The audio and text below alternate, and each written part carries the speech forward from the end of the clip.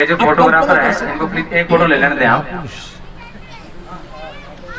जिसको इतना जुल्म सहना पड़ा हो, जिसका बचपन अन्याय, उपेक्षा और उत्पीड़न से बीता हो, जिसने अपनी मां को अपना में अपमानित होते देखा हो, मुझे बताइए ऐसे व्यक्ति को मौका मिल जाए तो हिसाब चुकता करेगा कि नहीं करेगा?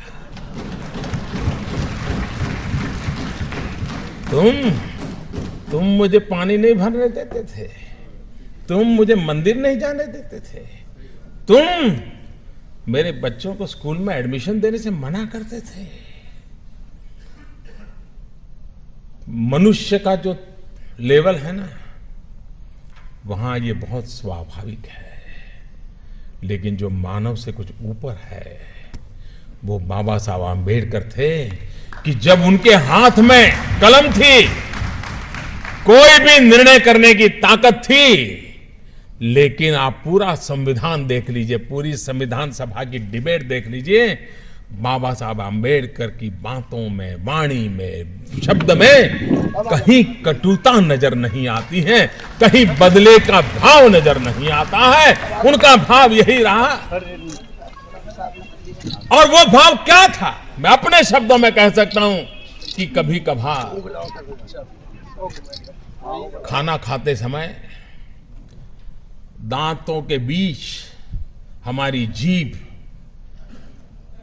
कट जाती है, लेकिन हम दांत तोड़ नहीं देते हैं।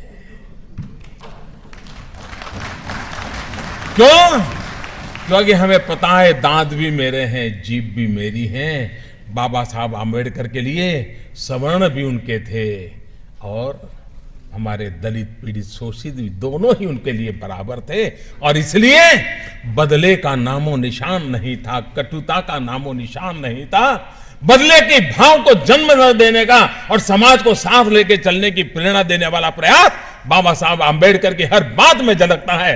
और ये देश 125 करोड़ का देश बाबा साहब आंबेडकर का हमेशा हमेशा ऋणी रहेगा, जिसने देश की एकता के लिए अपने जुल्मों को दबा दिया, गाड़ दिया, भविष्य भारत का देखा और बदले की भावना के बिना समाज को एक करने की दिशा में प्रयास किया है।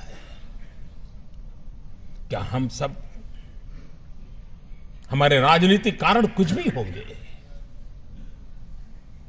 पराजय को झेलना बड़ा मुश्किल होता है, लेकिन उसके बावजूद भी जय और पराजय से भी समाज का जय बहुत बड़ा होता है, राष्ट्र का जय बहुत बड़ा बता होता है। और इसलिए उसके लिए समर्पित होना यह हम सबका दायित्व बनता है।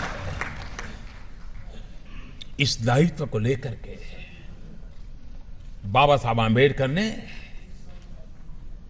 जो उत्तम भूमिका निभाई है,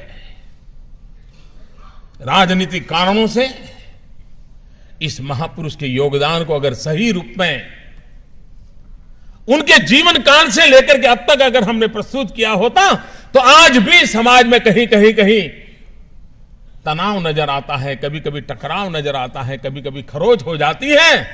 मैं दावे से कहता हूं, अगर बाबा साहब आंबेडकर को हमने भूला न दिया होता तो ये हाल न हुआ होता। दोस्तों, अगर बाबा साहब आंबेडकर को फिर से एक बार हम उसी भाव के साथ, श्रद्धा के साथ जन सामान्य तक पहुंचाने का प्रयास करेंगे, तो ये जो कमियां है वो कमियां भी दूर हो जाएगी। वो ताकत उस नाम में है, उस काम में है, उस समर्पण में है, उस त्याग में है, उस तपस्या में है।